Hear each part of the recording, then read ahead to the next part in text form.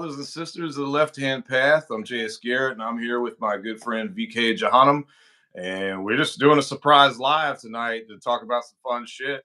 We didn't tell anybody we were going to do this. We didn't advertise for it, so I don't know how many people will have in the chat, but you know, I like to be spontaneous sometimes. So, how you doing, bro? I'm doing really good. By the way, did you notice the shirt? No, not yet. Free Hunter. Free Hunter. Is that Biden? like Hunter Biden? Yeah. I saw that shit. I'm like, that's the funniest shirt. I need that. Free him from what? He didn't get arrested? I know. Oh, okay. Okay. Yeah, I saw this. It was a YouTube video just a couple months ago. I think I sent it to you because I got like real excited when I seen it. Saying that Kenneth Copeland had just been sentenced to life in prison. And it was AI generated. It was very convincing, though. And I was like, holy shit. I like sent it to my dad and I sent it to like all my friends. Turns out it was fake. It's fucking fake. But you remember when I was that last video I did, that live stream where I was debating that guy about ritual cutting? Like, Siren sent me a video the other day. It's Kenneth Copeland cutting his palm on stage and dripping it into a glass of wine. And he gets some other dude to do it too. And then he drinks it, and he's like, "Oh yeah, his blood's in my body now." And so it's like he's showing people to cut themselves and drink the blood and shit. Yeah. So like, fuck, even Christians are doing that now. Let's see, we got Travis Keenan in the chat. What's up, brother? Nina the Mystic. Hey, sister, how you doing? And Aisha. Okay, sorry, I didn't mean to butcher. I'm bad about butchering names. What's up, Aisha? Butcher it on purpose. No. Yeah, AI's been scaring me too, okay? A fucking AI porn star was on my TikTok page trying to sell me some weird fucking supplements yesterday. Supplements? Like what kind of supplements? Shit that I'm... The robot pretending to be the porn star was saying that it would, like, release endorphins. And that was why women act the weird way they do in porn scenes. Do you remember that spray they were advertising? It was like some type of cologne that had pheromones in it that was supposed to attract women to you, and they had it for women too, to attract men to them. But now they just vab. It's called vabbing. You know, that's where they rub some vab juice on their neck and go out. No, it works for men too. Like if you got like, you know, if you're trying to find a girlfriend, if you can get your sister or something to rub some vab juice on you for you, like put some in your beard, you know, then that just makes the women flock to you like crazy. Either way, I'm pretty sure that supplement the fake porn star was selling me was not effective. Yeah. See, why couldn't it be Robert Tilton? Yeah, we got Dan Best and Demetrius Clark. What's up, brother? Thanks for being here. So Dan Best says he got some of that spray a while back and it doesn't work. Yeah, I doubt anything like that's really gonna work. Like if you want to, I'll tell you a trick, man. A solid trick like that to like help you pick up women or attract women when you go out. Take $100 bill, fold it up, and stuff it in your underwear. Bitches can smell that shit. They will smell you. They will sniff it out. I'm telling you. Oh, that reminds me. Who's Robert Tilton? That I don't know. Aisha says, why couldn't it be Robert Tilton? But I just remembered something important. I took the conversations that we've had to heart, and I've decided to show more solidarity with my fellow black magicians. This is my solidarity cap. It's about time. It's about time. Yeah, it's about time. I'm sorry, man. I saw you put that on with L. Yes, I did. Dude, like a lot of us do have shaved heads, though. It's pretty funny.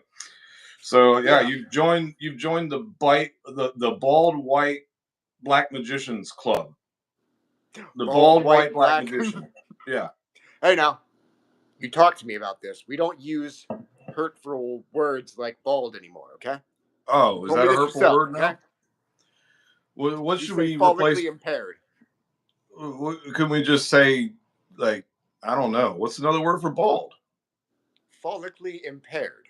But what if you like choose to shave your head? You don't have to pretend you chose it, Jesse. Oh no, I really did start. Yeah, when I started thinning my hair right here, I was like, "Fuck this shit, I'm shaving my head." But I used to shave my head back in my 20s, dude, when I still had like really thick hair. Like, yeah. So I mean, I've always been prone to doing that, either that or having a high and tight. When I was in the army, I was um, fucking with you, but okay. yeah, I'm not ashamed of it. When I was in the army, like I had hair because I wasn't allowed to have facial hair, and if I didn't have facial hair or hair on my head, then I looked like a chemo patient. So I grew some hair on top of my head. When I got out of the army, I grew my beard out a little bit, and I started shaving my head again. So let's see. Now there's actually ritual magic to like make one's hair grow. I haven't Oh, done it because I like shaving my head. Like I can't even imagine me with hair at this point in my life. But yeah, yeah, I've bald heard. works on you. Yeah, I mean that's I yeah I don't like having hair. So we have a question about magic. Uh oh. Someone says, "What do you think? What was the thing you were saying to?" Oh, he's asking me. What was the thing I was saying to L the Alchemist about incubi and succubi? So, sexual relationships with succubi are possible, and incubi. I recommend the demon Kurgasiax. Go to her and ask her for one if that's what you want. Namor is a good choice too, but I think Kurgasiax is best if you're new to it. Asmodeus has his own succubi in the realm of Golachab. They're supposed to be the most violent succubi and incubi in the entire infernal plane. So Violent as in like hard R succubi? as in, I only summon them to harm others. I don't know if they rape people. Oh, I know Mayor Jirai and Incubi will do that, but gotcha. Sound like a funny thing to do to a rapist, you know, if they were really a rapist. Like now you will see how it feels. that Let's would be see. funny as shit. See, two more. Two. I'm just gonna call you Carnivore. Carnivore. Say what's up, man. He says hello, JSBK from Finland. It's 4 a.m. there. Shit. Never been to Finland. I was watching. I was watching a YouTube video about Switzerland the other day, and they were saying it's like supposed to be like the best, most chill place to live in the world right now. Like they get paid a living wage, so like nobody, like yeah, there's like no poverty, no crime, none of that shit. It's supposed to be beautiful there. I want to visit. Like how can I get dual citizenship with Finland? That'd be awesome. Are we just gonna act like Finland or in Switzerland is Or the it's not same thing? Finland. I mean Switzerland. That's what I meant. Why'd you bring up Switzerland? I don't think you know the Because difference. it reminded me. I Why? started when I went to say Finland. I almost said Switzerland, and it reminded me of the video I watched, so I just brought it up. All right, Let's see. Vivi Lila, she was in my last live. Great to have you. Let's see. It says shave your whole body to be more aerodynamic. Yeah. I shave everything but my arms and legs. I kind of yeah. I just don't feel right about shaving my legs. I used to do it when I was in wrestling in high school. Like, you have to. Yeah. Um, Wait. yeah, you get drug across the mat, it like rips all the hair off your leg, you know. So yeah, you definitely want to shave if you're in wrestling. But other than that, when it starts growing back, it's all prickly in your pants, wearing jeans and shit. Yeah, that's not cool. It's not comfy.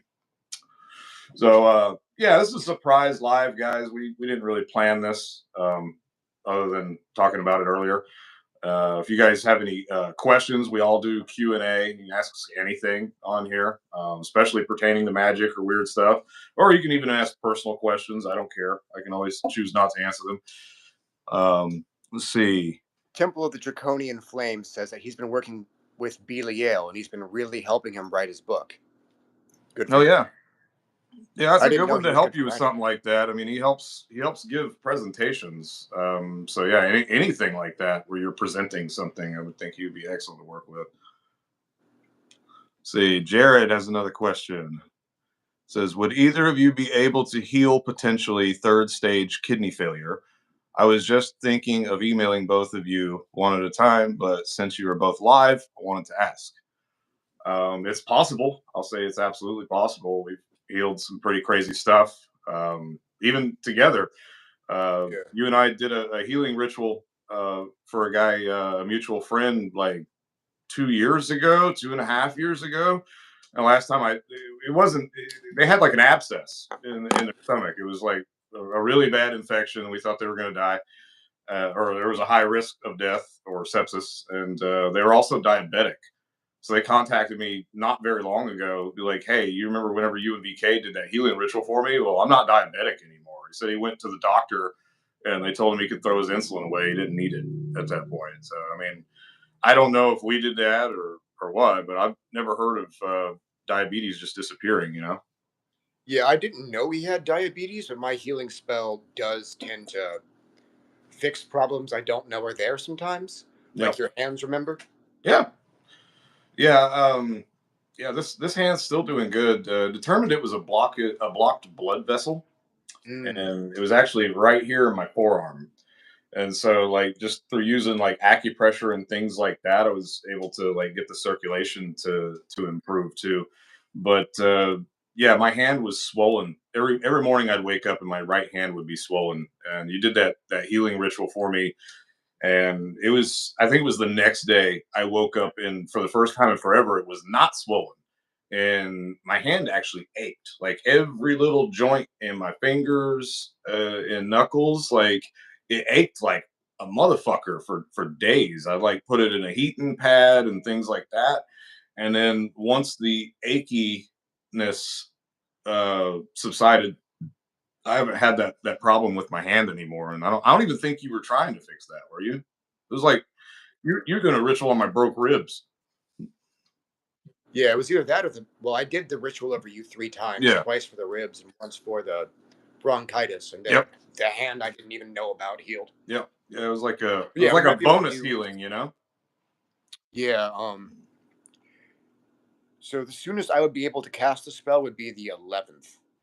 I would make sure to do the extended rite. Depending on the severity, you might want to hire both of us, like the guy with the little abscess did. Yeah. Like the two best rituals I have for healing is one, the deification, right? Like that generates spontaneous healings on a pretty regular basis. People will book it for one reason, and then I'll do the ritual for them, and then they'll contact me afterwards, like, "Oh, by the way, this is healed now."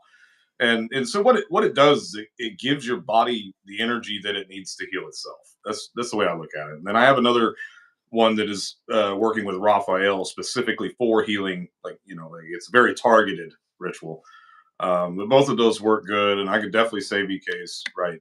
Definitely helps too. So I mean, if yeah, I would never tell or guarantee anyone that I could heal them of something life threatening, because there is no guarantee when it comes to that. But more often than not, we get shocking Yeah. results for positive. To be So, clear, I don't charge extra for the extended version of my healing spell. I just, if it sounds necessary, I do it. That just adds a couple auxiliary spells to the pre-established rite. yeah. See, two more. Carnivore says, I have seen my very first orb now. It was bright and moved a foot from right to left and disappeared.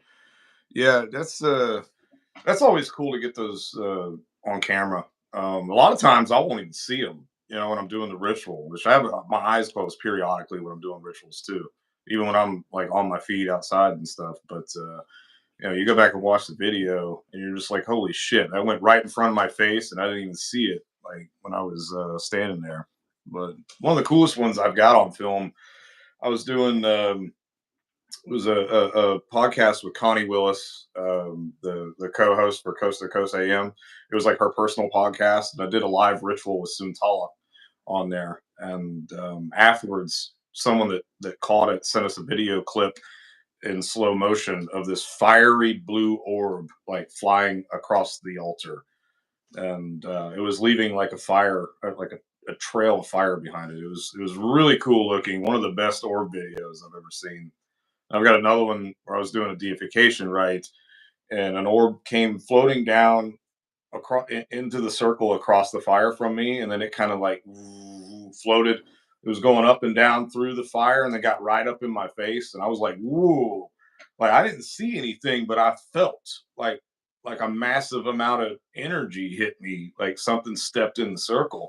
And I respond to it. I was like, whoa, what in the hell's that? And it hovers in front of my face for a minute and then rockets off. You know? So I don't know what that was, man. Yeah. I don't know if I've ever seen spirit. I think I've seen spirits who appeared as orbs, but it's fuzzy. Vivi Lila asked which spirits help with improving divination. Nema, aka Nahima, if you want a demon. If you want a Sumerian goddess, I've heard good things about Nanshe. Um, but yeah, tons of spirits work with divination. There's countless. Odin would be good if you're casting runes, obviously. Let's see. Gabe CS says, "How was the recent Talk? Right? I didn't see a video on Patreon yet. I also did a Patreon or a petition and blood offering on my end. Excellent. Yeah, I haven't posted the video yet because I'm having trouble with the video, and that's one of the things with Talk. His magnetic field is so potent that it definitely has a crazy effect on electronics.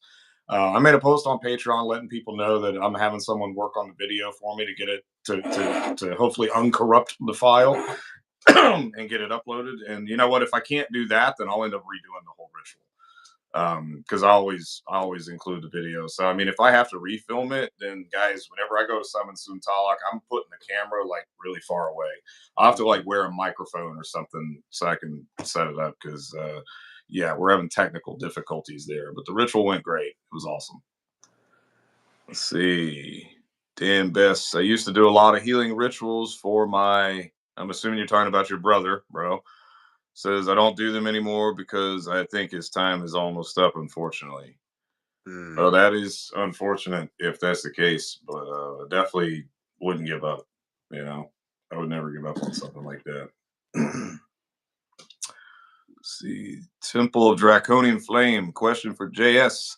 I found your Radionics very interesting and really want to give it a try. And I was wondering which box would be good to start with.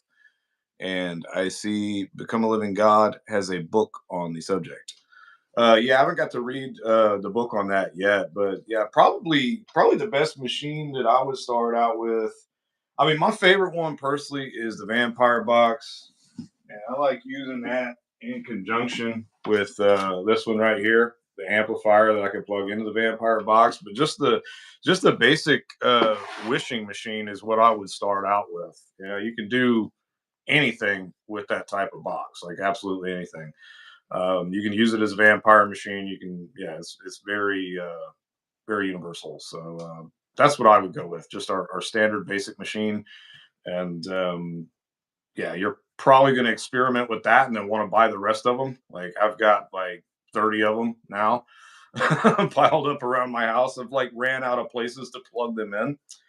And then I get into really cool experiments where I'll daisy chain like 6 or 7 machines together and see if I can blow something up. And it's usually pretty awesome the results you get. Let's see, and yeah, definitely check out EA's book on the subject. Like EA's big into radionics as well. He's got like this. You got to see it, didn't you, when you went out there? His giant radionics machine Yeah, that he that thing was built the wild. stipple. Like, dude, like what the fuck? Like I seen that, I was just like, holy shit! I don't know if this we can even call this radionics or is it something else. He's even got Yeah, like an old TV wired into it and things like that. Like it's pretty crazy creation, but he says he gets results with it, and I believe him. yeah, I do too. James said, "What's the best entity to work with for anxiety/panic attacks?" For that one, I would recommend the Egyptian deity known as Thoth or Tahuti, or the goddess known as Shagara. Oh yeah. Um, I've not worked with either one of those, but for me, the answer to that question would be Ophal, the angel of deliverance, or Litana, which is a female deity that you're supposed to call on whenever you're overcome by sadness, despair, and anxiety, depression, things like that.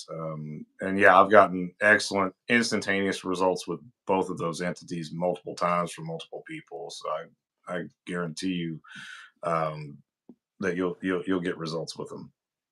Oh, Jared has another question about the healing spell. Would it be possible to do the healing spell on someone without them knowing? Yes. Yeah. He Yeah, said I he can't actually afford prefer both that of us. because then nobody can say, "Oh, it was the placebo effect." Like it worked because they believed in it.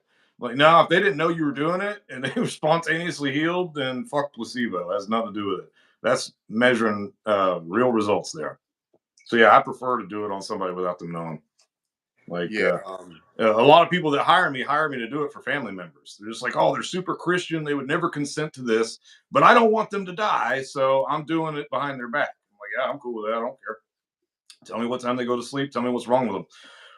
And yeah, I love like getting like hitting a home run with those types of rituals where the subject doesn't know that it's being done, because then like there's no way to say that there's any other cause or reason for their healing other than the ritual. You know. Jarrett, he also said that he can't afford both of us, or he would. Um, my issue is I wouldn't be able to do it until the 11th, and he's probably more expensive. So depending upon your wallet and your friend's condition, um, you'll have I to make a choice based off that. I'm extremely booked out right now. Oh, Into the like I'm almost a month behind right now because of weather has been a big kicker and chickens dying. This mm. MS outbreak, not being able to get birds, but mainly the weather. Like it's raining right now. You know, it's like it's rained every fucking night for almost a month straight now. Like, and I'm not talking about like pouring rain every night, although it has done that a lot, like a lot of storms and whatnot, but just like steady rain that's keeping everything soaked. And yeah, I've had to reschedule just about every ritual that I've had scheduled for this past month. I've had to like push it forward because of the weather. So yeah, I'm like a month out right now. Okay, yeah, I'm only a few days out. Um, Let's see. If I miss or if we miss anyone's questions, I apologize. Chat moves kind of fast, and it's like every time I go back, it like stops it.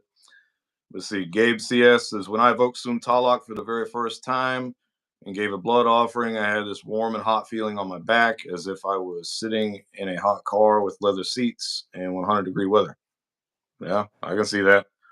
Um, I often feel like a lot of crazy physical sensations when I'm doing rituals, whether is it's he the one that tingling. fucks up cameras? Yeah, Oh, yeah, okay. yeah, definitely. Like in order to film him, like I have to ask like special permission for one, otherwise he will break my camera. And even when doing that, like to an example this time, like I'm having trouble with the video. It's like the Dropbox file is corrupted, you know. So yeah, that's why I haven't posted the video yet. But I'm working on it. I'll get it done.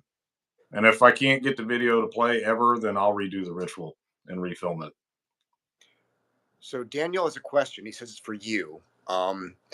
He's wondering if you've ever worked with Moolok, and why does everyone avoid this deity other than people who want to work with him for really dark stuff? Okay, so I have evoked Moolok a couple of times and or a few times, and my experiences with him were good. I don't know why. I mean, he's got they all got a bad stigma around him from religion and whatnot, and I think Molok's been attributed to like child sacrifice in ancient times. They said that that was the entity that they were chucking babies off pyramids into this giant burning pit and a statue, at the foot of his statue. I don't know if any of that's true. That was written by the conquistadors. Whenever they came over to South America before they wiped out everybody with smallpox and war.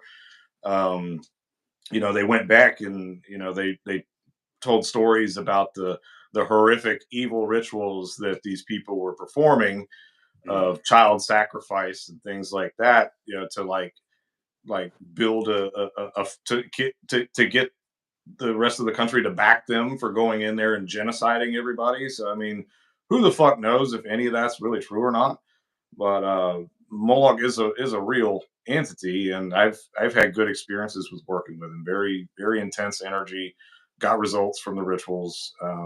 But that's about the extent of it. So part of the reason he's so underrated is the whole child sacrifice thing. The other thing is,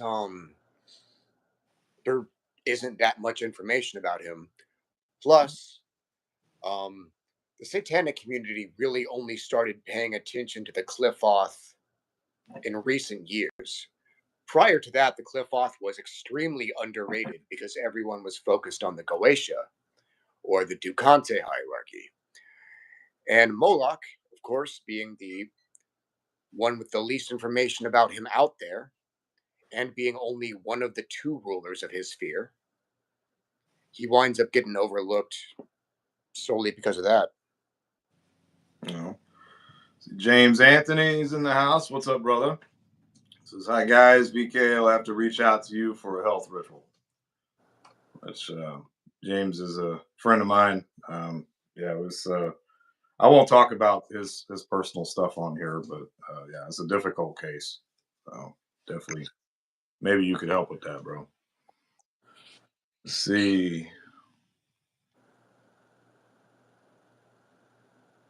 Gabe says, what would your best advice be pertaining to lust for results? He feels like a big reason that his spells are failing is that he's too consumed with that lust to see them come true. Yeah, I call that foot tapping. That's a. I mean, that's counter manifestation. You know, like when you're trying to manifest something, detaching from that is the hardest thing to do for most people, especially when it's something you really, really want, really, really need. But my idea behind going into ritual, you know, is that like I put all of my desire and intent and energy and want for that ritual or for that thing. I put all of that into the ritual and then release it. You know, release it into the ether, the atmosphere, so that the desire can manifest for me. But if you hold on to the desire and you're sitting there every day tapping your foot, like when's it going to happen? When's it going to happen? Well, then you're sitting there putting negative thoughts towards the manifestation of that, and you're working against yourself with the law of attraction. See, magic and the law of attraction like need to work together, and really a lot of spells, you know, especially rituals and spells to get things to manifest things, like you're those are techniques for accelerating and amplifying the law of attraction. You know, so it's yeah, you didn't definitely like definitely don't you want to try to like completely release your desire for the outcome when you do the ritual, and the faster you can do that, the faster it's going to manifest. So he was asking how you can get yourself out of the foot tapping mindset. Well, I mean, thinking about it like you already have it is a good technique that I've heard people talk about. You know, don't think about the lack of that. Like whenever you manifest something, whenever you think about it, you want to like whenever say you're like doing a money ritual, like you need a specific amount of money to pay the rent. Like the visualization you're supposed to do during that ritual process is visualize yourself, imagine yourself holding that amount of money in your hand until it feels like it's real, until you feel the relief of having what you need and the satisfaction and gratitude for having what you need, and then release the desire for it. But it's easier said than done. It's something that I had to really work at and practice at. You know. So I've got a couple tips. For one, you could rape that like rainbow moonstone stuff is good for helping you be confident in your abilities. So keeping that on you with the intent that it helps you avoid panicking about the manifestation, that can help. Um, One thing that I do, it was Thoth and Shigara who taught me this. When I'm having these really anxious thoughts and I'm like panicking about what's going to happen next or whatever, they taught me just focus right now at the moment. Like, feel the clothes on your body, focus on what you're picking up, who you're talking to, what you're listening to. Just focus on the here and now as much as you can. Um, you can always ask Thoth and Chigara to help you do that, but focusing on the here and now, what's right in front of your face, helps me get out of that mindset and out of other bad mindsets. Oh yeah. So James says we can talk about it. So yeah, without giving too much information. James has some health issues and potentially life threatening. I did a deification rite for him a few years ago, and that seemed to have helped. But here 3 years later, we're still dealing with some health issues, or the same ones, so they've gotten worse over time. New ones have developed, and so James has told me that he's done a lot of the rituals that I've recommended and that other people have recommended, and has not gotten results. And so my big question at this point is like, okay, well, why? Why is something not working for this person that has worked for so many other people? And that's usually when there's some kind of unknown underlying unseen factor. And the similarities between his case and a couple of others that I've run across, it seems like it might be dealing with a jinn. Like this guy's ex-military. He's fucking Rambo. He's done stuff all over the world, and I think that he might be dealing with some type of jinn curse. Maybe someone he had an encounter with in the Middle East. I don't know, but that's kind of what I'm thinking might be going on. And I actually was gonna reach out to you. I was planning to reach out to you tomorrow, but we'll just talk about it here. In those other cases, there's only two other cases where I came across that were similar to yours, where the techniques that usually work did not work, and those cases we were dealing with the jinn as well. And so I ended up working with Marduk. It specifically says in the book, like, do not summon Marduk unless it's a life or death situation and you've exhausted all other avenues, like all else has failed. That's when you call Marduk. So I was working on behalf of a woman that had been cursed by a jinn, or by a jinn practitioner, and everything else failed. And so I was like, well, this qualifies. So I summoned Marduk and explained the situation, made a blood offering on her behalf, closed out the ritual. Next day, the jinn's gone. She said she could literally feel this thing like on the back of her neck. Like it felt like fire burning her and stuff when it would like come in down on her. And she would just have like the worst panic and anxiety attacks when this would happen. And it was really affecting her health. So James, for you, I'm thinking Marduk might be appropriate to work with him in this case. The chat just moved really quick. Yeah. Are you keeping up with it? I don't know if we missed anything. Somewhat. Daniel said there's like no information on Moolok. If you aren't aware, I have an entire essay about him on my website. You just type VK Jehannum Moolok into Google, it'll come right up. James sent me an email. Let's see. Carnivore says, JS, you mentioned people might lose consciousness when they summon Belial because of intensity, but why would it? Not make sense to me. I don't know how to explain it. Okay, I'm trying to fish out the question in there. Like, okay, so yeah, the first time I summoned Belial was the first, daemon, ancient god that I'd ever intentionally summoned to make contact with, and yeah, I did lose consciousness during that. Just the level of intensity, and I've heard other people talk about it. Now, my case was a little bit different. My heart may or may not have actually stopped during that ritual. There's no way to prove that or know that for sure, but yeah, I've heard not just with Belial, but other people say that the first time they worked with a demonic king, they either became really disoriented whenever they arrived or passed out. Has that ever happened to you, BK? No. I was always fine around him. Have you ever had an entity that you summoned like disorient you or make you feel like you were going to pass out? Never make me feel like I'm going to pass out. Bud Sturga was really, really disorienting. Especially when I summoned her through the traditional way. I literally couldn't reliably count to 10, even if I used my fingers. I'm not kidding. I tried repeatedly. I believe you. Huh? Yeah, I believe you. I believe you. Yeah, that sounds about right. And I think a bunch of us saw JD pass out.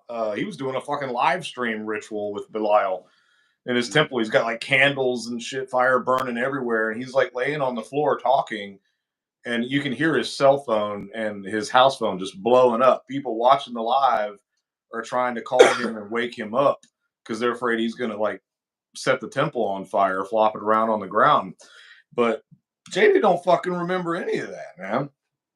The last thing he's sitting there doing the evocation and black. That's the last thing he remembers. And he was out on the floor for a couple of hours live on YouTube. So I was like, man, were you doing any other drugs or anything? He was like, no, I was sober. I'm like, yeah, that's pretty fucking intense. So Vivi Lila is asking how to remove astral parasites. I mean, there's lots of different ways to do that. Do you want to answer that one, VK? One technique that's good is stand in the room and visualize the planet Saturn. You aren't calling on the deity Saturn, you're calling on the planet. Visualize that for a bit, and then when it feels right, focus on the room around you and imagine that it's completely full of dark blue energy, Saturnian energy, banishing energy. And then vibrate Saturno, Saturno. That's the Spanish version of Saturn. I was told to use that pronunciation for this technique. And you're gonna vibrate. So you're gonna fill your lungs.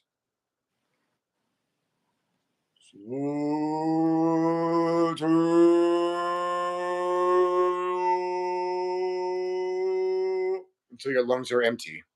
Do that 11 times with the intent to banish anything ill-intentioned and any negative energy. That's one way. Another thing is to target the entity, visualize the Thurs or Thurisaz rune, the one that looks like a thorn. Visualize that. Focus all your hatred into it, and then visualize the point of that symbol just stabbing the entity and drilling into them with the full intent to kill that thing. Put all your hatred in it.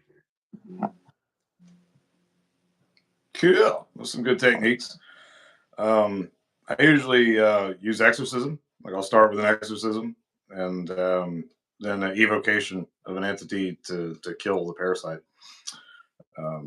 Raphael, Azraludu, Ophal, like those guys are excellent for that.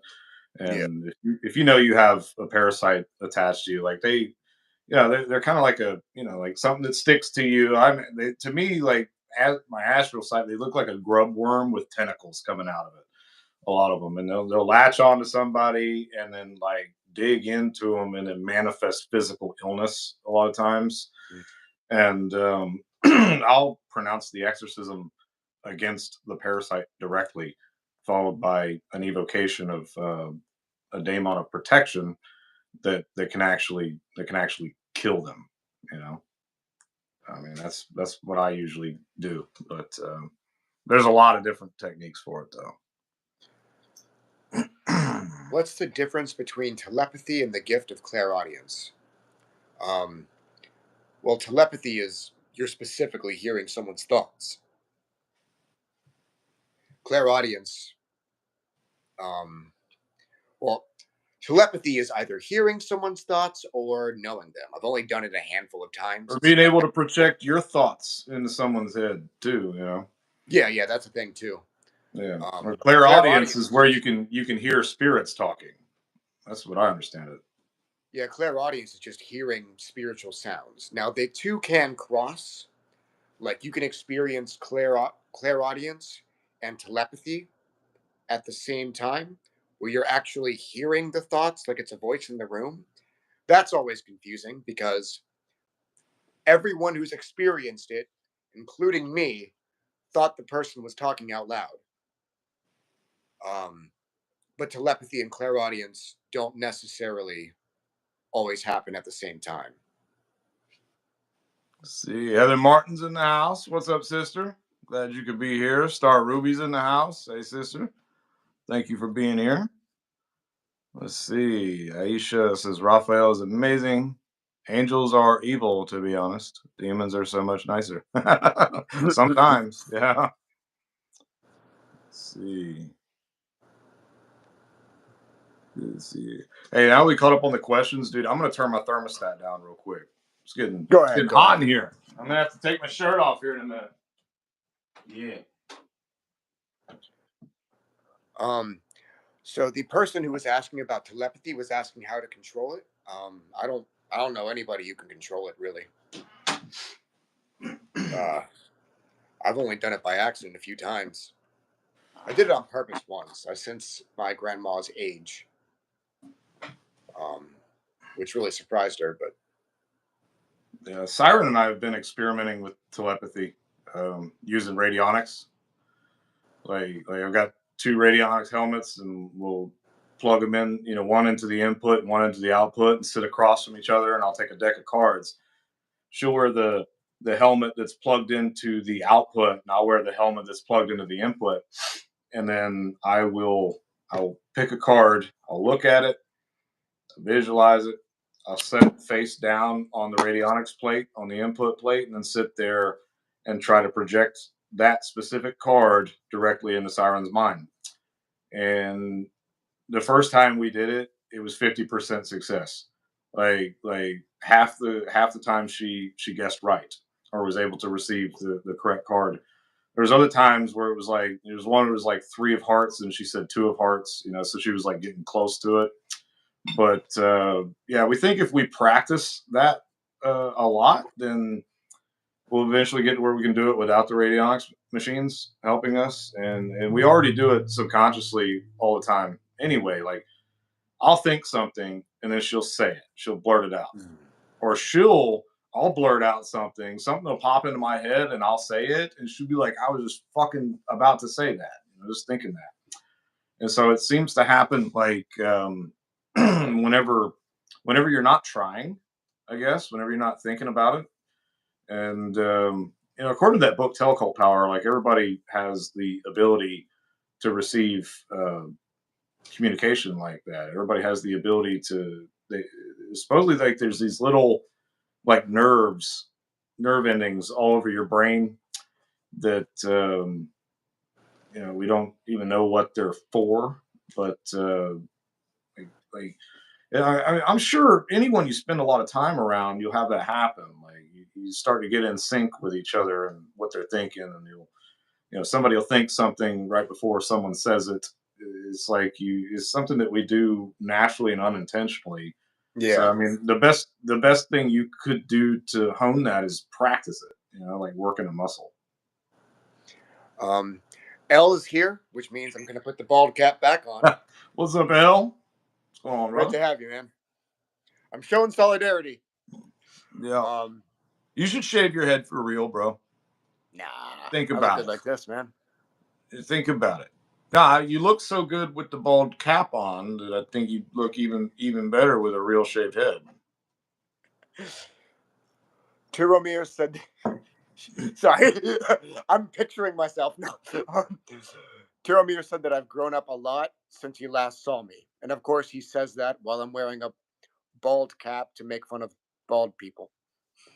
How immature was I before? Shit, no. Yeah.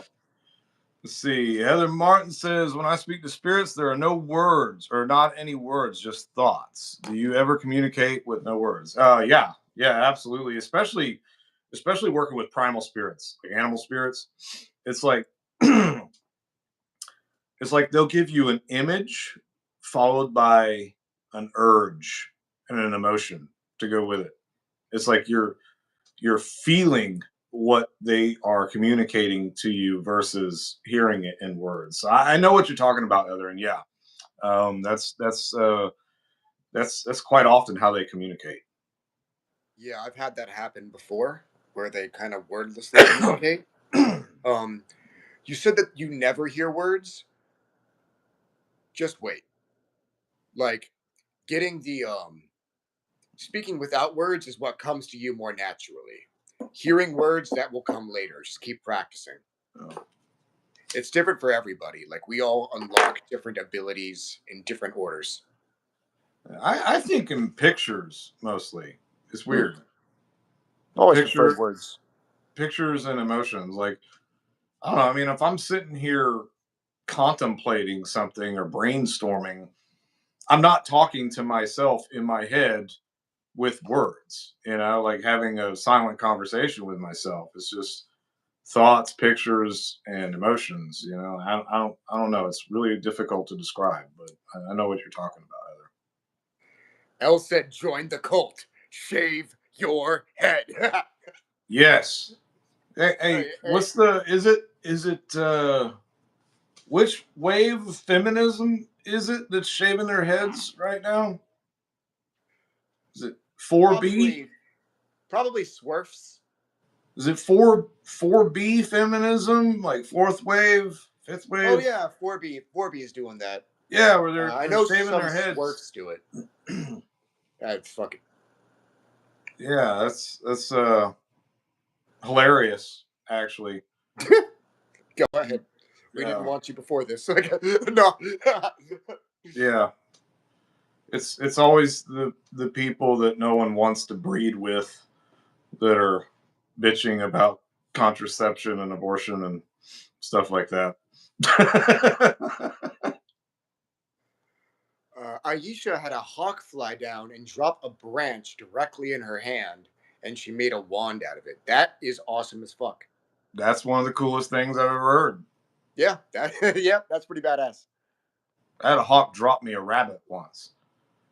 I'd backed my truck up to the edge of my house, and I had a shed out back, and I had a bunch of shit in my truck in the back of it that I was, putting in the shed. So I'm like making trips back and forth to the shed, and I hear this hawk screaming in the tree above me. I just kind of looked up, took note of it, and then I walk over to my truck and to grab something. I hear a thud behind me. So I turn around and there's this freshly killed small rabbit laying there, like right in my trail, in my path where I was walking back and front from. And then again, this hawk starts yeah, yeah, yeah, looking at me, and I'm just like, what the fuck just happened? So I picked the rabbit up and it's still warm.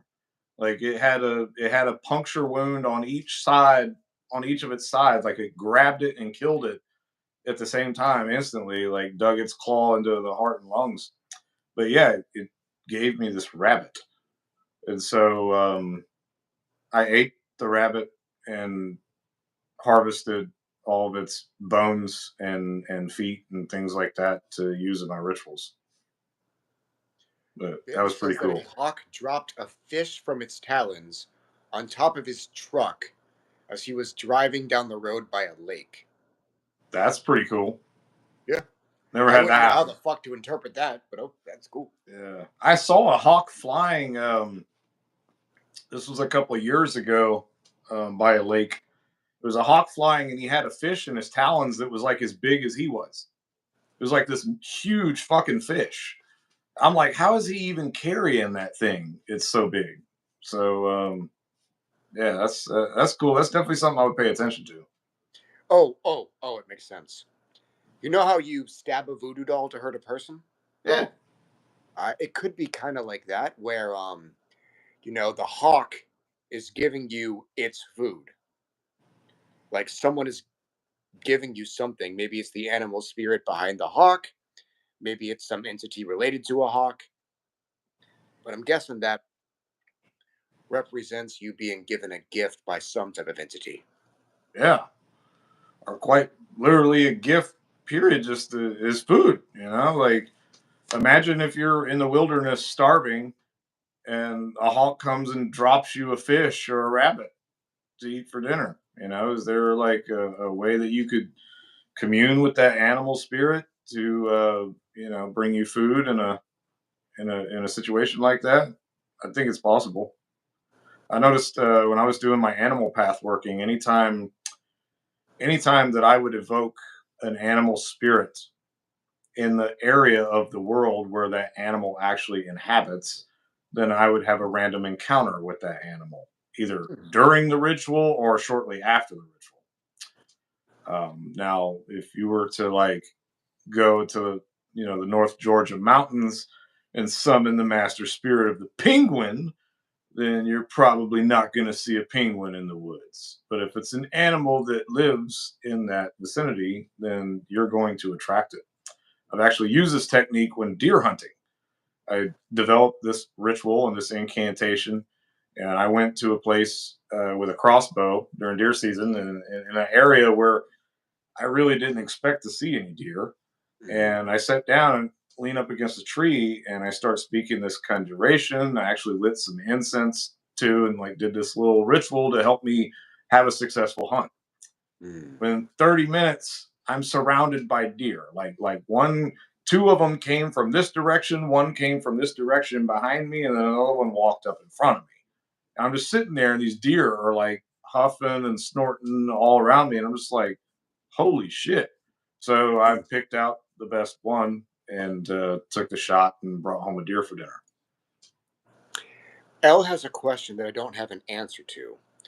Besides the name voodoo doll and wanga and poppets, is there any difference between those things other than the names? So is there a difference between a poppet, a voodoo doll, and a wanga? A wanga doll?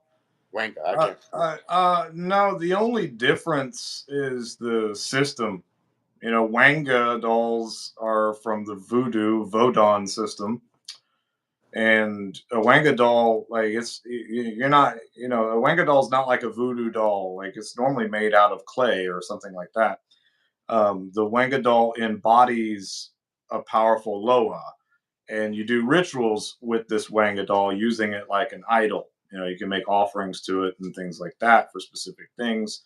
They have them for money, for love, for baneful magic. You know, a poppet is basically the same thing as a voodoo doll, in my opinion. And, you know, an actual voodoo doll. When I make a voodoo doll, like I try to entrap. If I'm doing it for baneful purposes, like I try to literally trap the person's soul, their energy inside that doll. All right, and I'll do that using a specific sigil and the same technique I use in the deification rite, this evocation of people. You know, it's a whole system, the science of evoking people, and you want to put like a chunk of quartz crystal or black tourmaline inside the doll, and then you want to use an ink pen to draw this specific sigil on the doll that traps human soul energy.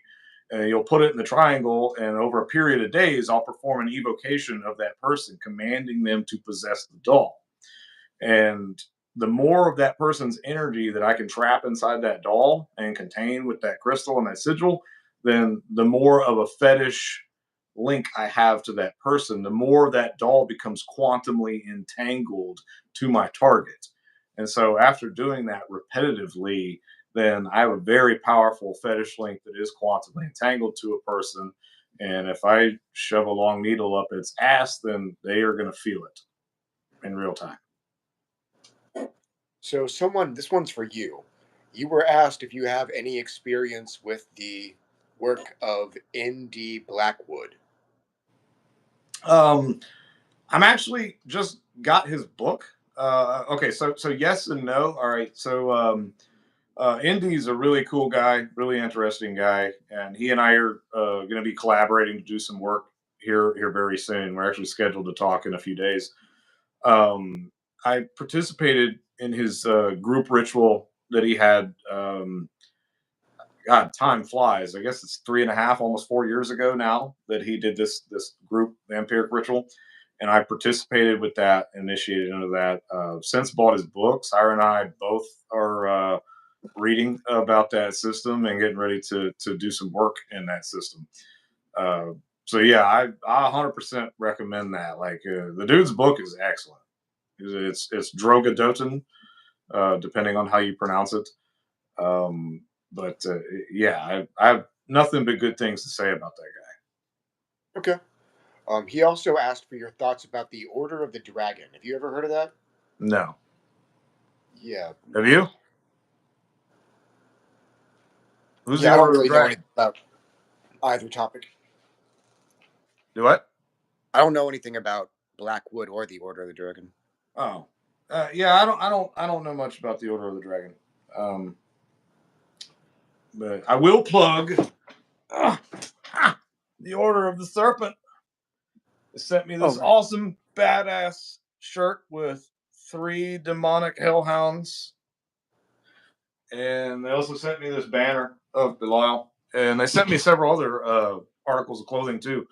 I'll put their link in the description. I always try to plug their stuff when I do these lives. Excellent, excellent quality clothes. I've washed this shirt probably 20 times, and it's still like brand new. It's not like cracking or peeling or anything like that. So definitely check them out. OrderTheSerpent.com. Oh yeah. It's the Order of the Ireland's Dragon dropping that her. Vlad was in. Do what? He was asking about the Order of the Dragon that Vlad was in. So, my personal gnosis is that Vlad secretly was a devotee of Moolok. That's all I know. That's all I know for sure. And I did meet a Wiccan when I was in high school. He was supposedly a direct descendant of the guy. That's what he claimed. Vlad the Impaler? Yeah. Like this guy on the wall behind me? Yeah. That's what he claimed. And he was probably the best practitioner in the high school. Fuck yeah. Vlad the Impaler, quite possibly one of the greatest men that has ever walked this earth, in my opinion. Total badass. I mean, they call him Romanian Jesus. You know, he was like a savior figure for the people of Romania. But yeah, this ultimate badass. Stood up against tyranny and authority and enslavement, and definitely struck fear into the hearts of his enemies, so much so that he's still feared today. And the basis of a lot of Dracula movies. Yeah. To be clear, his name Dracula, that comes from his father Vlad Dracul. So in Latin, he would sign his name as Ladisla Draguila, like Dragwyla.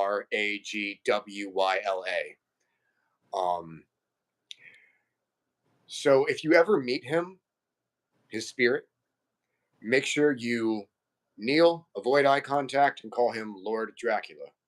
He addressed by title. If you know how to pronounce Voivod Warlord, his actual title, feel free to call him that. But yeah, make sure you are quite respectful and cautious unless he acknowledges you as an equal. Well, even then, I'd still be respectful and cautious. But yeah. Let's see. Travis says, been working with Santa Morte for 5 years, heading to work. Always seen an owl on the side of the road watching me. Oh, yeah. Yeah, I seen a cool owl. This was the night before last. I opened my back door, went out to smoke, and it was perched on my fence. Like, it was a different one than the one I sent you pictures of. Like, I've got like multiple owls that like to hang out in my backyard and perch on the fence, and like I'll be out there doing rituals at night and I'll hear them up in the trees, you know, making their noises. It's like they're attracted to it. They're attracted to ritual magic. So Inertia Hypatia says, have you heard of people having experiences with different spirits making themselves known to warn you about other people's actions? Like, for example, Valifor warning you about theft. I have had that happen a few times. Yeah, I've had them warn me about people too, and unfortunately, I didn't always listen. Same. And then I end up wishing that I had. It's like, whoa, I'm not going to turn on this person just because a voice in my head told me that they were going to betray me, you know, in the near future. And I was like, because they haven't done anything wrong yet. So I was just, you know, that's, you know, because it's like you don't listen to the voice and the person does you wrong and you're like, fuck, wish I could go back and before they had a chance to do that. And then, you know, what if you are wrong though? What if something tells you that about a trusted friend and it's lying to you, and then you go and your best buddy, and you know, you're the bad guy at that point. Voice in your head told you to, so you turn on your best friend. You know, it's really hard to, You know, like when they warn you like that, I wouldn't say automatically go to war against someone that you formerly trusted, you know, just based on that. I would say like maybe pay a little closer attention to that person, maybe talk to them, confront them about whatever it is that you're concerned about. But a lot of times that's how these stupid ass witch wars get started, like over paranoia or, you know, something, you know, they might think they're talking to one entity, they're really talking to like a trickster entity or something like that. It's just trying to get a fight started between you. It could be a loyalty test. You know, it could be a lot of different things. So don't just like start shooting because a voice in your head told you that person was secretly your enemy. But at the same time, don't ignore it either, because there's been times that I've, you know, disregarded it as such. And looking back, I'm like, holy shit, whatever that voice in my head was telling me the right thing. So, I mean, it's like, how do you use your best judgment? And that's all you can do is use your best judgment. So Shadow Zero is out of the US and is connected to a couple Kimbanda deities. Have you guys worked with any of them? I haven't. I have not. With Kimbanda? You said you've worked with Kimbanda? No, I haven't. Someone was No, asking about them. yeah, I haven't either. Actually, it's definitely on my list of things to research and explore, but I haven't made it there yet. Like I try to study as many systems as possible, as many, you know, pantheons and religions as possible. I try to look through it and find the gold in the system. You know, like find whatever I can find from that system to make it work in my own. Put it in my toolbox and disregard the rest. Um, but yeah, I've talked to several people that swear by Kimbanda. You know, that say it's an excellent system, and I should definitely check it out. Same with Santeria, which is similar to Voodoo and Vodun. Haven't really done any work in Santeria before, but practiced Haitian Vodun quite a bit, and it works. So I imagine these other systems probably work too. So Temple of the Draconian Flames said that when he gets warnings from spirits about people, he just quietly observes them on how they behave. That's a good approach. Another thing you can do is try to cast a spell to protect yourself from whatever type of harm they might have in mind. Yeah, definitely. So When are we all Matthew going to hit? Barros. What's up, Matthew? He said, "Oh shit, I finally got a live stream." I guess he missed the last few we did. Yeah, this one was a surprise, man. We didn't even know we were going to do it until a little bit ago. Travis said, when are we all going to hit the gym together?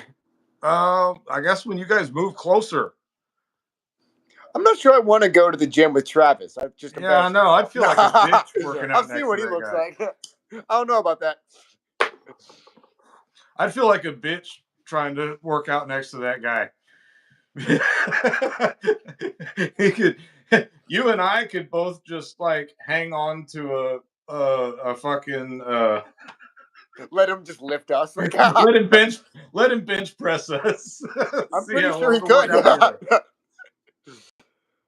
Have we come across Neville Goddard in his lectures, especially before 2020? If not, what about the Law of Assumption cult here on YouTube? Never heard of either. I have not either. Is that something worth checking out? Because no, I've never heard of that. Well, he can't be too impressed by him if he's asking us for our opinion about him. Oh, maybe yeah, maybe not. But we've been Shadow asked about a lot of Zero. people we haven't heard of. Yeah, I mean that's there's only so much time to do research, you know. Life gets in the way and practice, you know, comes first. So yeah, I can definitely make a note to Google it and check it out. Shadow Zero said it's real cool having both of you doing live. Yeah, appreciate it, man. Appreciate it. Yeah, we always have fun when we jump on here. And VK's bald now, so we can start making fun of him for it. Yes. Definitely direct all the bald jokes at me. As specifically as a form of passive aggression towards him. No. JS, have you noticed how your picture of King Belial's sigil looks like the I-Ching coin? Definitely different, cool as fuck. No, I had not put that together yet. Not very familiar with I-Ching coins. I've had an I-Ching reading like one time, like 20 something years ago. This guy, he was a Buddhist, and he read these coins, and he was a friend of my dad's, and he was visiting, and he sat down and did a reading for me. I was like 17, 18 years old at the time, and he said it was like the craziest reading he'd ever done. Like, he couldn't even really interpret it. He's like, I don't know what to make of this. He's like, all I know is, some really crazy shit's about to happen in your life. And he was right. It wasn't long after that I found myself behind bars. So, Yeah. I've had I-Ching readings twice. The first chick who did it for me, the answer was kind of confusing and useless. Maybe I just didn't get it. That might be on me. Second person who gave me an I-Ching reading um, was very, very, very accurate. hell yeah. Can you see right now? No. I didn't think so. You should go out in public like that. I can do this, and I can still walk around probably. Yeah, you should do that, and I'll do my whole Tourette syndrome thing when we're in the grocery store. Which, anybody that hangs out with me knows knows what it's like to have me yell "butt weenus" as loud as I can in a public place, and everybody will stop and look. It's like, I'm sorry, I have Tourette syndrome. They're like, "Oh, God bless you." Like, yeah, fuck you. Oh yeah. Like, this is too much fun, man. Travis said bald is beautiful. Well, on me, yes. I'm not sure about Jesse right now. No, I wouldn't call myself beautiful. I would call myself smooth. Mine is actually not smooth. This thing is more bent than you can tell. Yeah, you need it. You need one to fit you tighter. No, the worse it looks, the better. Yeah, like maybe stick your head in the microwave for a minute and get it to shrink to your noggin. Stick my head in the microwave. Are you sure it's going to do a spell to make me grow an alfalfa? I'll have to Google image alfalfa later.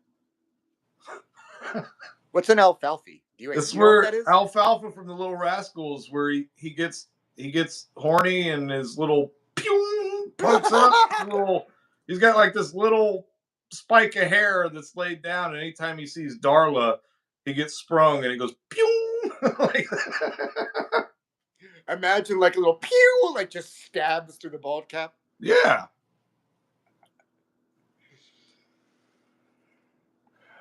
See, so you wore that thing on your last lives, VK. So I guess it's going to be a regular thing.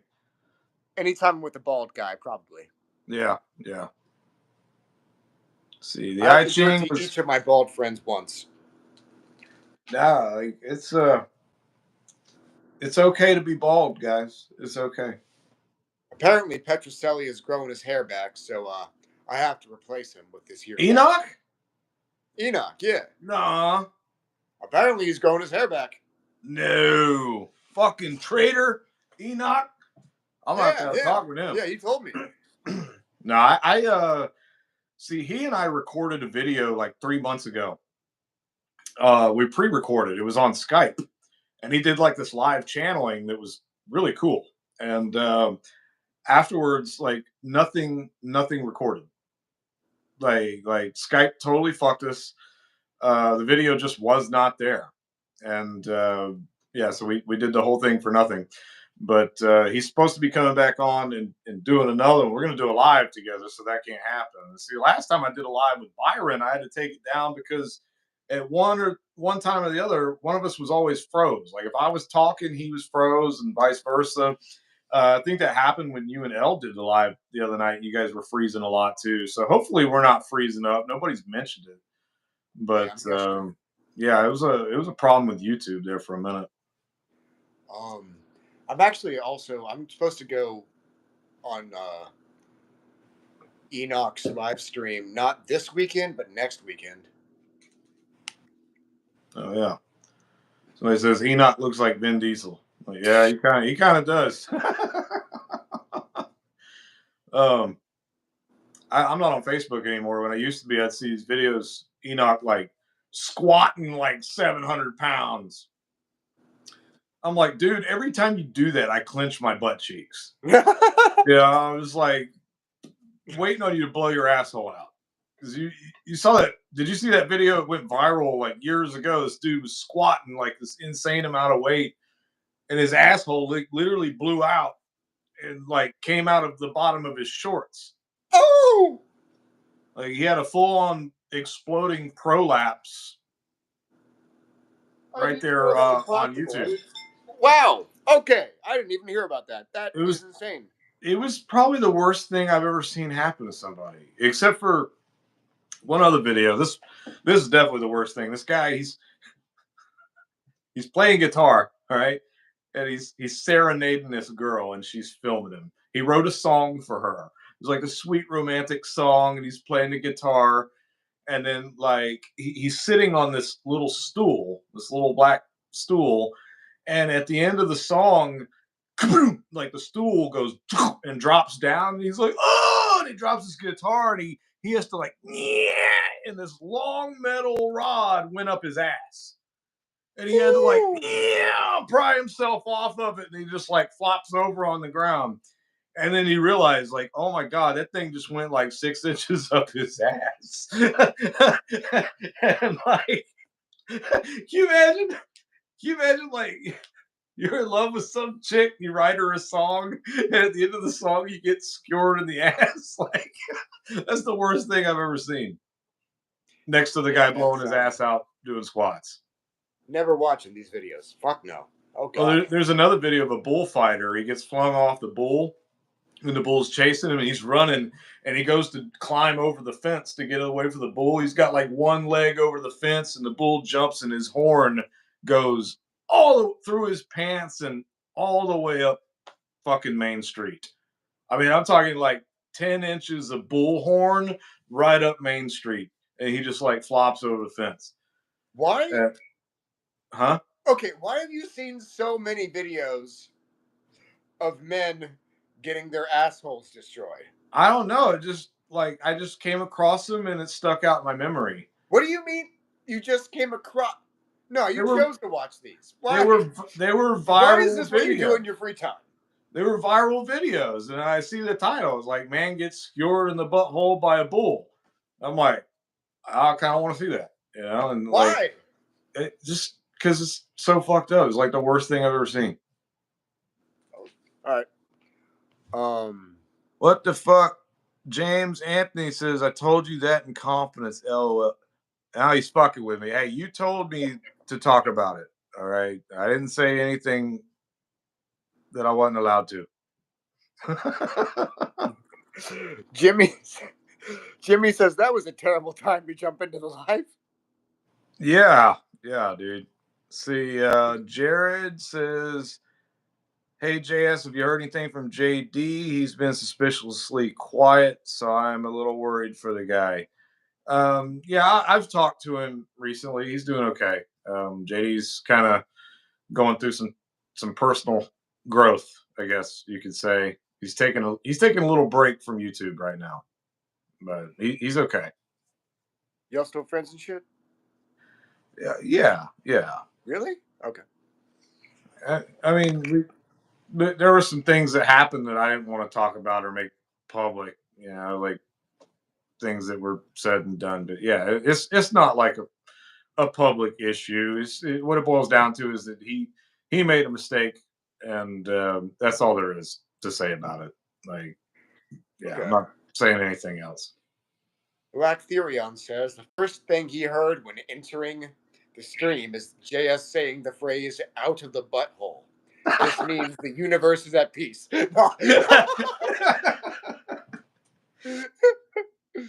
Dude, and like, you know, I was gonna make a series of videos of like people were asking about like, you know, do you always have to be trying to kill somebody when you do baneful magic? Like, can't you just give them what they deserve? And I'm just like, well, yeah, I've got a bunch of spells that are funny. You know, like I literally have a curse that causes someone to shit their pants in public. Like there's nothing specific, you know, about how this. It could be in Walmart, it could be anywhere, but like, so say you were gonna like do this to like a motivational speaker or something, like which South Park. Have you seen the new South Parks that just dropped? No, I haven't. Dude, it's on Paramount. You've got to watch it. The first one, the whole thing, they're roasting Trump, and they like show his wiener and everything. It's so funny. It fucked up. And then the one that just dropped yesterday, they roast Charlie Kirk, which you know who that is, right? The guy that was a funny haircut that goes Yeah, around yeah. debating people at colleges. And Cartman plays Charlie Kirk. Dude, it Oh was no. funny as shit.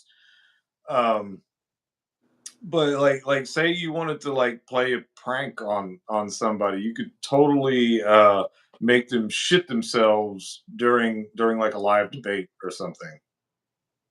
Like that's what the spell does or Hey, causes to Behemoth happen. X. Do what? Behemoth X is here, and he watched Yeah. both episodes. Oh shit. Okay, hold on. I've got to catch up in the chat. What's up, Behemoth X, my brother? Let's see. Oh, James Anthony says, no, I meant the guitar thing. That wasn't you. Let's see. That's good to hear. See, Anonymous Boss. Thank you for the super chat, my friend. See, he says, I had a lucid dream days ago. I was taken by a deity to the lower realms of the earth, where a deity was walking in front of me as I walked into a castle of hell. The atmosphere was bright but hellish.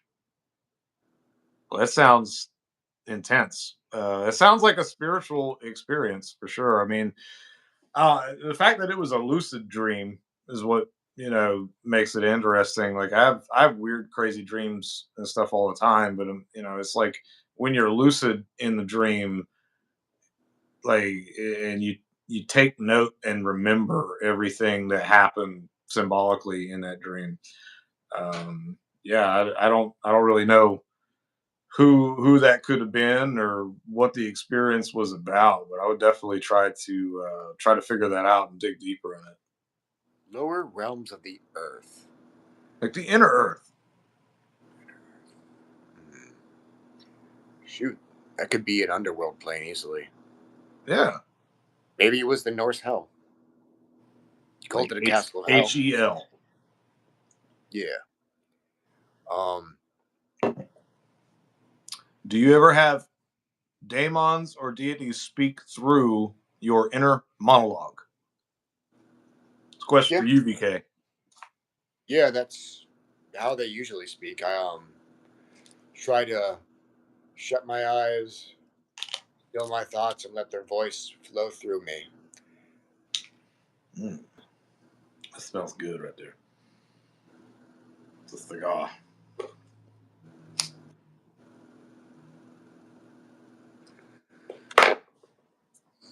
Yeah, inner earth, underworld. Yeah. I'm really fascinated with the concept of the hollow earth. Like that there's giant caverns within the planet where civilizations may or may not still live and be active. I mean, just think about it. If you were highly technologically advanced and you were capable of building an underground city 20 miles below the Earth's crust, why wouldn't you? Because every so many thousands of years we have a cataclysm, like a global catastrophe, whether it's a super volcano or a solar flare or a comet hitting the Earth, things like that. Um, it would only make sense that the ancient civilization, the builder race that was here before the last catastrophe, the last global cataclysm, the last great reset, it would only make sense that if they had built massive underground cities where entire civilizations could thrive for hundreds of years without coming to the surface, it only makes sense that they would still be down there, right?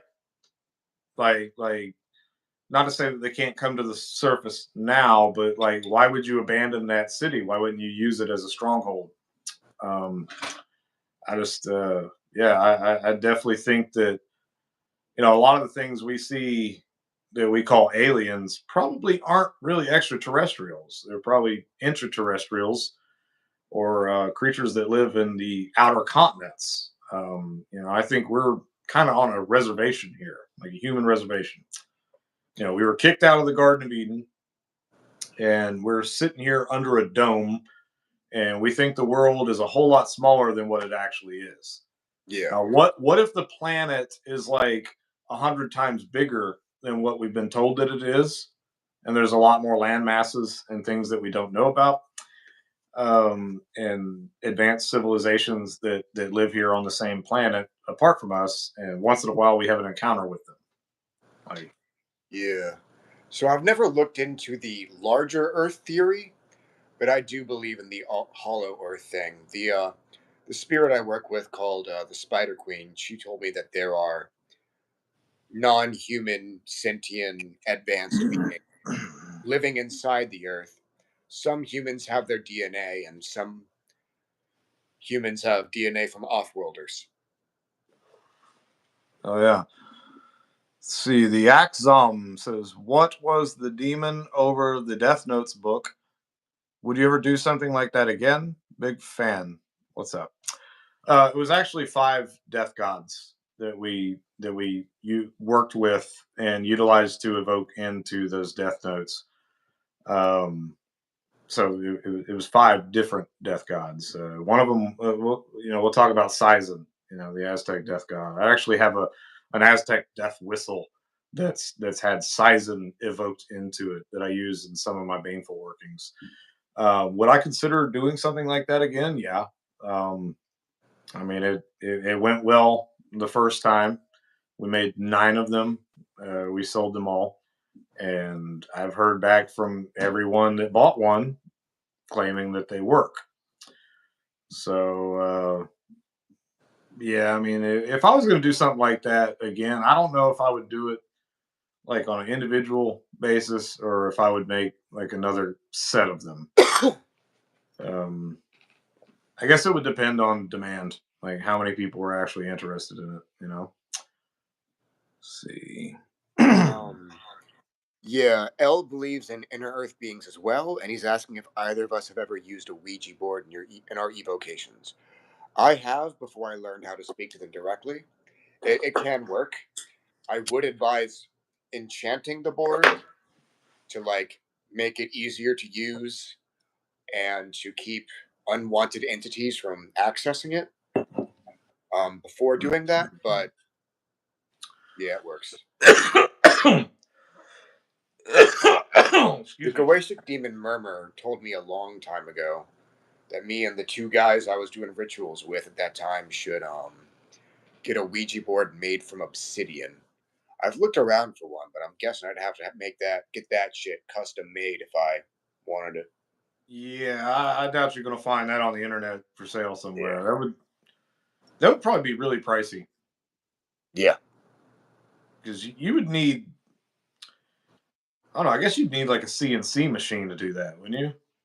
Like a big piece of Huh? obsidian that you could CNC into a flat board and carve out everything. Yeah. I've experimented with Ouija boards. I didn't have much luck with them. I don't use them in evocation or anything like that. But I hear other people talk about crazy experiences that they had with them. Like I said, I bought an original Parker Brothers Ouija board back in the day, and I it didn't work like I expected it to. So I kind of shit canned the whole thing. But see, anonymous boss says, "JS, could you tell me the company that sent you the T-shirt? It's awesome. I caught you guys here. Yeah, this was made by Order of the Serpent. Same thing with the Belial banner behind me. Orderoftheserpent.com. I'll make sure I put their link in the description after the live's over. But yeah, they make excellent quality stuff. Like some of the coolest, most badass shirts that I've ever gotten. So I'm extremely grateful to them for sending me these. Anonymous said they had another lucid dream where he walked into a house, and out of nowhere, Valak was standing 3 meters tall, looking at me from a corner with her yellow eyes. Awesome. No, that's interesting. You and I did that ritual with Vala last time you were here, and it took a little while for it to manifest, but man, I still have my pet snake in there that I asked for. And dude, that is the coolest snake. It really is. It's like he was tame. Like normally you pick them up and they kind of freak out a little bit when you first grab them. They might poop on you or try to bite you, but not this guy, man. He's totally chill. He was like a pet from the first time I touched him. And I caught another snake in my garage the other day. I I had a dream the night before about this black snake. It was like really cool, shiny black snake, like 4 feet long. And I dreamed that I found him outside and that I was playing with him. And then the next day I'm out running some errands and, Siren calls me and she's like, "Hey, there's a snake in the garage. It's a big black snake." I'm like, "Oh, that's cool. I had a dream about one last night." So I come home and I look through the garage. I don't find it. I'm like, "Okay, well, I'll keep my eye out for him." I come out the next day, go to feed my chickens, and he's like curled up in the chicken feed bowl, that I put food in. And so I picked him up, and he looked just like the snake from my dream. And so I played with him for a little while and then let him go. Um, I thought about utilizing him in a ritual, but he was just too cool, man. I didn't want to. I have to Let's go in see, like L. 15 minutes. Do what? I have to go in about 15 minutes. Yeah, how long we been on here? Over an hour. An hour and 25 minutes. Oh, wow. That went quick. Yeah, it went by quick. All right, so let's catch up with the questions and we'll wrap this up. Let's see, Yeah. El the Alchemist says, "I definitely believe in inner earth beings. Maybe the giants are down there in stasis chambers. Have either of you used a Ouija board in your evocation?" Okay, that was the same one. Yeah. All right, yeah, I definitely think the giants are real, man. See, Jay Sauber's in the house. Thank you for the super chat, brother. Appreciate you very much. Let's see, Jimmy Hames is in the house. What's up, brother? Jimmy is a longtime friend of mine. Actually, didn't meet him through the occult or anything like that. I knew him before I was J.S. Garrett, before I was a black magician. Jimmy's a really cool guy. We've done a lot of rituals together in person, and one of the best friends I ever had.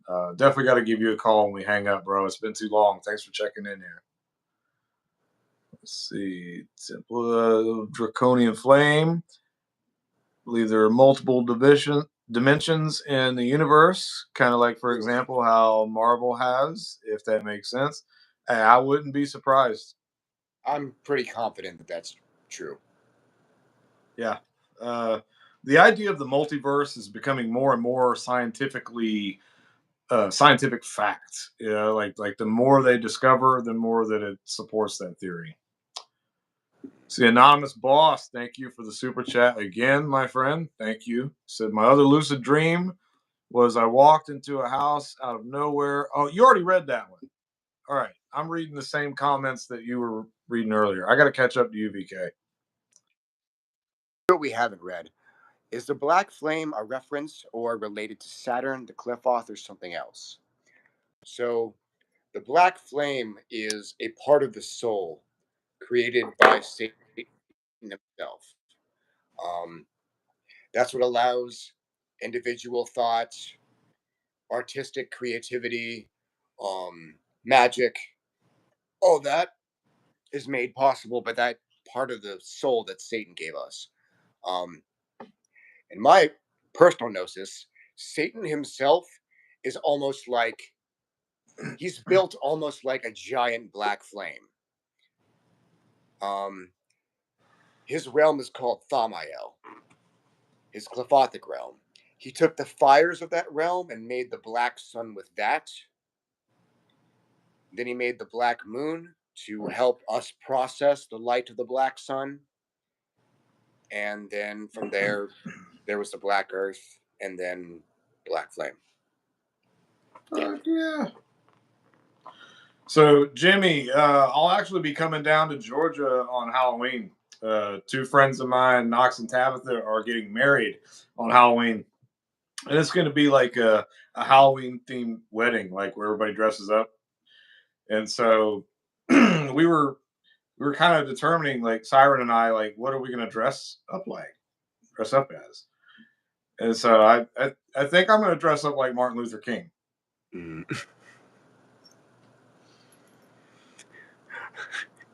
Okay. You think that would go over well? No. I need to get like an Afro wig. Shit, do it around Enoch. He supports Trump. You might like it. No, I'm kidding. No, I got to think of a really cool costume to wear to my friend's wedding. I'm open to suggestions. You should try to make it out there too if you can, man. On Halloween, we're gonna have a huge ass fucking party afterwards. Be a bunch of crazy black magicians acting crazy. Oh, someone asked if Saturn is also referred to as the black sun. Yes, it has been referred to as the black sun. I know that some ancient pagans believe that Saturn is used to be the first sun of our universe before it died. So Saturn has been referred to as the black sun, but that's not the same as the black sun of the cliff off. I believe Saturn has some sort of connection to the black sun of the cliff off, but they're still separate. Keep in mind, if you ever look at the Aztec creation myth, there's a black sun in that myth too, and it's very obviously not the same as the black sun of the cliff off. Like, the idea of a black sun has existed in multiple cultures, but these concepts aren't all identical. Oh, yeah. See, Jimmy says, no shit, I'll have to buy you a beer. Yeah, you better be there, bro. And VK, you got to try to be there, too. I have not the other thing I was going to dress up so years ago, I went to this costume contest at a nightclub. This was back when I was in the Army. And I went and I found a priest costume. It was a priest robe with a priest collar, and then it had a strap on that you put on under the robe with a hose that was connected to a ball sack. All right, so it was like a ball sack that you hold in the palm of your hand, and whenever you squeeze the ball sack, the strap-on jumps under the robe. So if I squeeze the ball sack, then all of a sudden I'm a priest with a boner poking out of his robe. And so I walk up in the nightclub, and I go up to the counter to pay my admission. I just drop my ball sack on the counter, and the chick there starts laughing. And I'm just like, squeeze it for me. Go ahead and squeeze it. So she's like, okay. She grabs it and squeezes it. I'm like, whoa! So I basically just went around all night swinging this ball sack on a tube, getting people to squeeze. That was a good costume. I'm trying to think, guys. You got to give me some good ideas here. Says JS. Let's see, Onyx. I'm gonna call you Onyx. JS, can you elaborate on how to evoke a spirit into fire, please? Okay, well, fire is one of the great spiritual gateways. You've got fire, water, and blood. And basically, I mean, it's very simplistic. You just light a sustainable fire. If you're doing it inside, make sure you unplug your smoke detectors because they will go off. And you can pour some Everclear in a basin inside your circle, light the fire, and then proceed with your evocation. Me personally, I like to do this outside where I can have a big fire, and I do exactly that. I'll light the fire, I'll perform my opening rituals, and I'll focus on the flame while I chum the flame by throwing handfuls of powdered bull's blood. It's called blood meal fertilizer. I'll be throwing that into the fire to put the scent of blood in the air and speaking the conjuration of the spirit, speaking their end, speaking their chant, their power word, their name, and you're evoking them through the gateway of fire. And After you do so, whatever you offer into that fire is an offering that is absorbed by that entity. So that's exactly what I'm doing with the rite of deification. I'll evoke a person through fire, and then if I spill the blood of a sacrifice into that flame, then they will then absorb all the life force energy from that blood sacrifice and that burning carcass. This has a baneful application as well. You can evoke a person or an entity through fire, and then you can put something nasty into that fire, like goofer dust or doom oil or coffin powder, things like that, in order to curse that person directly. It's think of it, instead of like launching a missile at someone, throwing a curse at them, launching a missile and hoping that it hits the target.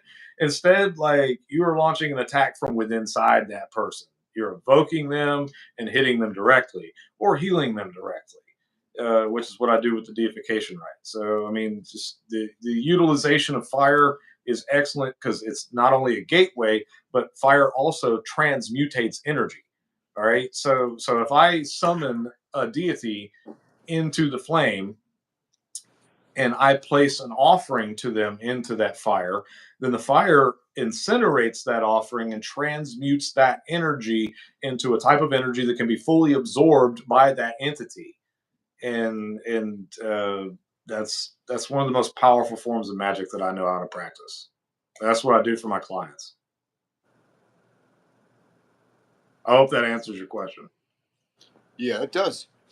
That's all the questions we have. So I suppose I'll go ahead and sign out. Yeah, you said you had to get going, and yeah, I've got to get going too, brother. Hey, thank you everyone for joining in. Thank you for your questions. Thank you for your super chats and your interaction. We really appreciate you guys. We've had an absolute blast here tonight. VK, do you want to plug anything before we go? Well, you can always subscribe to my YouTube channel. It's Vidian, Vidian, V as in vigilante, I as in incel, D as in dumbass, I as in inconceivable, A as in Anal. And N as in the N word. Yeah, yeah. That's exactly. I was trying to help. N as in black people. No. God damn, man. But hey, BK, I love you, my friend. Thank you for coming on, doing this live stream with me. We'll definitely be doing it more and more in the future. Thank you guys for watching. We love you. Hail the Infernal Empire. Hail Satan. Hail Satan. Now they changed it. Free Hunter. In live, free Hunter. All right, good night, guys.